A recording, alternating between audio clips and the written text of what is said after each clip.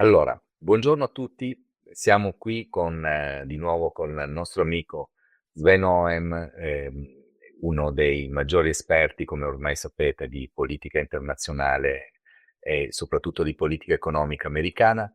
E in questo momento che è particolare, no? Per quanto riguarda la situazione mondiale e l'economia globale, lo interrogheremo sugli argomenti di stretta attualità, quelli che ovviamente ci stanno più a cuore dal punto di vista anche economico, no? Ok, Sven, how are you? Good morning. Good morning. Yeah, good morning, good afternoon in Italy, I Good guess. afternoon. Thank you. Okay, of course, we'll talk about what Trump is up to. Okay, Well, and who knows? and yes, the first question. The stock market is tanking. The dollar is collapsing. Foreign governments are dumping US assets. Inflation is rising again. And Trump's defense secretary, Pete Hegseth, is under fire for leaking sensitive military info in some bootleg group chat with his wife and brother. So here's the questions. Is this Trump's fault?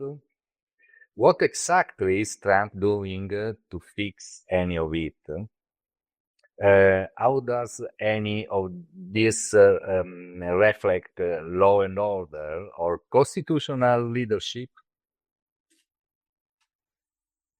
Well, the Constitution in the U.S. is obviously still in force, and he would like to bend it more along his terms. Whether that is going to happen, I have some doubts, because also the Supreme Court, so the highest court in the U.S., does not necessarily approve of everything that he does. And as a lawyer, you are first tied to your legal obligations. So I think we'll have to see. Certainly, he has started some discussions on issues. But as far as stability is concerned, he has now said that he will keep the head of the Federal Reserve, Powell, for the time being, after saying he wants to get rid of him. But that in the end, he did not yet and may not. The term of Powell expires next year, so then he has the opportunity to name a new head of the Federal Reserve Bank. And by the way, Powell was appointed by him during his first term as president. Yes, and so the dollar is down 11%, I suppose, since Trump became president. And so much for the golden age.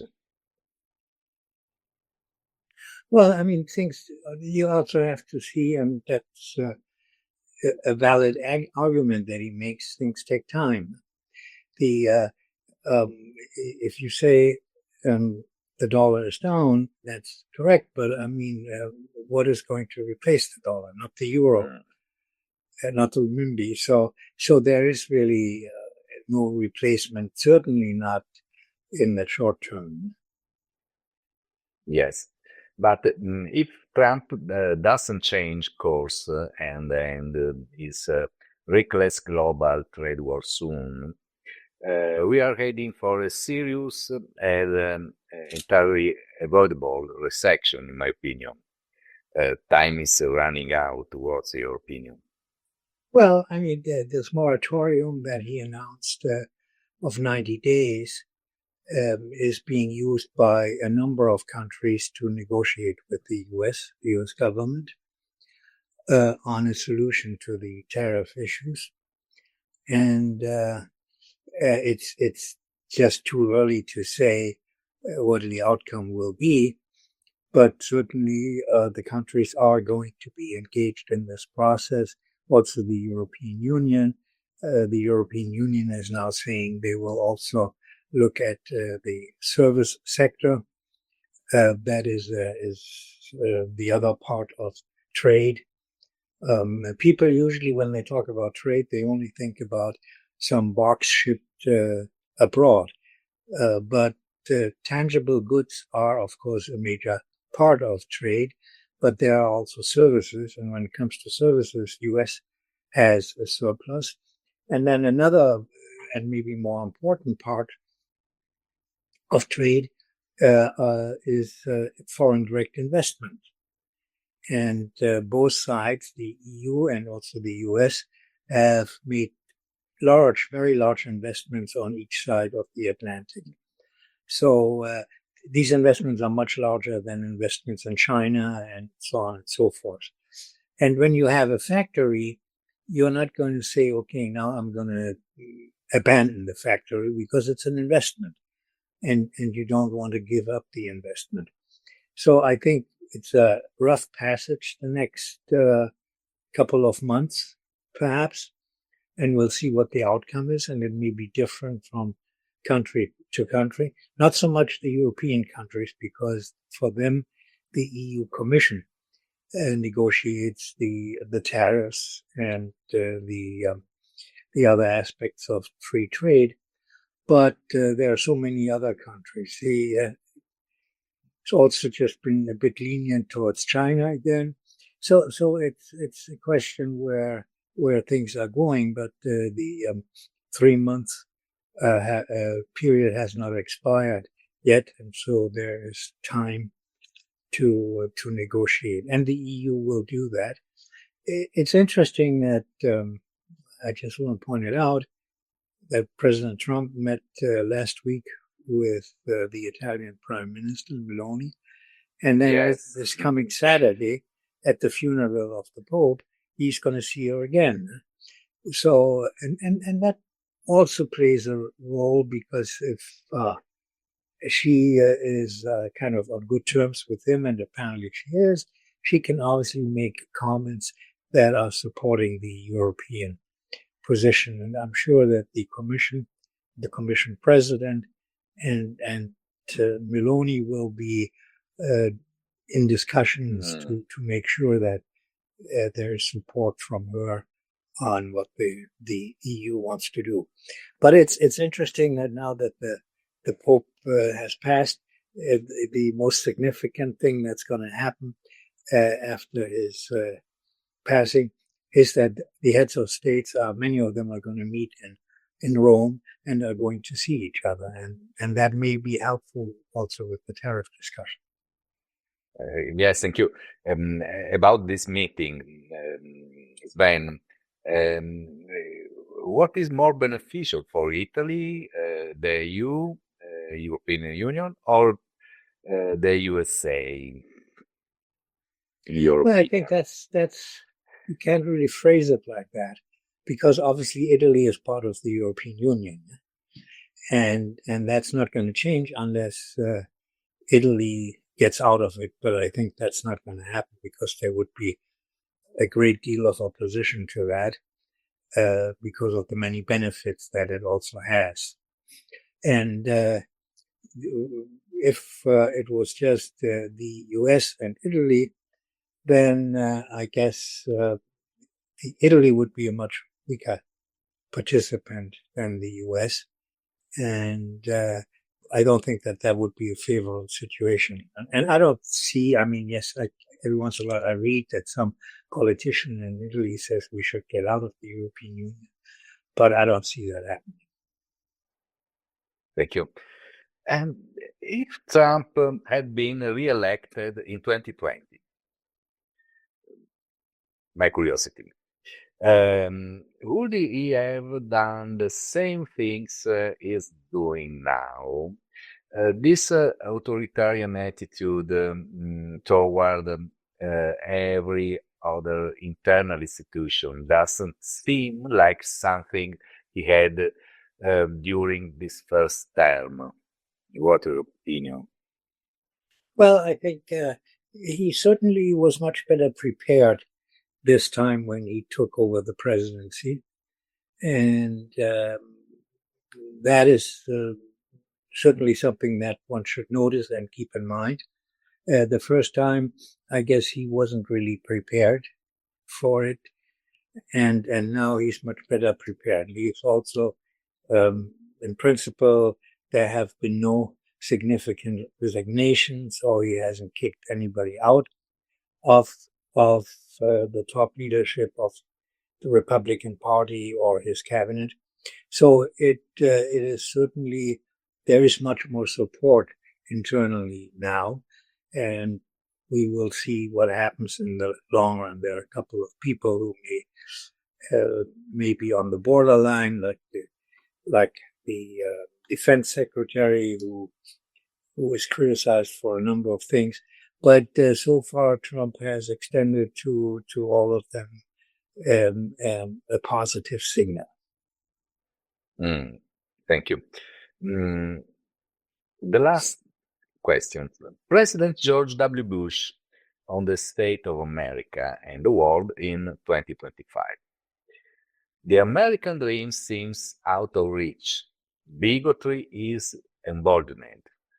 Our politics more vulnerable to conspiracy theories and outright fabrication. Disagreement escalates into dehumanization. Is that the new American way, Sven? Well, I think one has to keep in mind that with all these social media outlets, there's also a lot of nonsense going around. And I'm not saying that what President Bush said is nonsense, not at all. But I think people are influenced by many, from many directions. And that is a certain degree of danger. Personally, I think the system will survive. It has survived for 250 years. So, and there have always been attacks. So there's always been concerns. But now it's easier to voice doubt, concerns, and so on.